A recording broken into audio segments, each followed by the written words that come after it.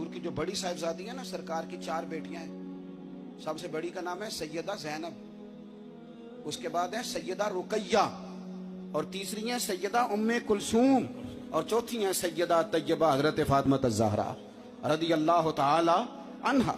حضرت زینب آ رہی تھیں مکہ مکرمہ سے مدینہ طیبہ، تو ایک شخص نے نا، کافر نے ان کو نیزہ چبویا گھوڑے کو، تو گھوڑا تیز بھاگا، سیدہ زینب گر گئی، پیٹ مبارک میں بچہ تھا، وہ بچہ بھی آپ کا انتقال کر گیا، کچھ مہینے آپ بیمار رہیں اور پھر آپ وصال کر گئے۔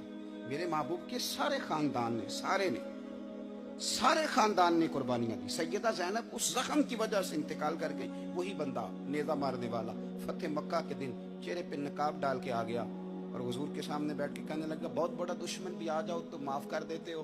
تو حضور نے فرمایا، تو چہرے سے کپڑا ہٹا، بیٹیاں بھولا نہیں کرتی، تو کلمہ پڑھ، میں تجھے بھی معاف کرنے کو تیار ہوں۔ یہ سارے رنگ صحابہ نے دیکھے، سارے۔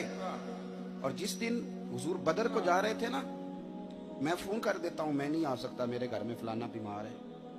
حضرت رقیہ بیمار تھی، حضور بدر میں جب جا رہے تھے تو بیٹی کے سرانے کھڑے تھے، تو شہزادی اپ رہی تھی، تو نبی پاک نے حضرت عثمان کو، داماد کو بلا کے کہا، عثمان 2 ہی جا سکتے ہیں، یہ میں جا سکتا ہوں، یہ تو جا سکتا ہے، میری بیٹی، میری دھی بیمار ہے۔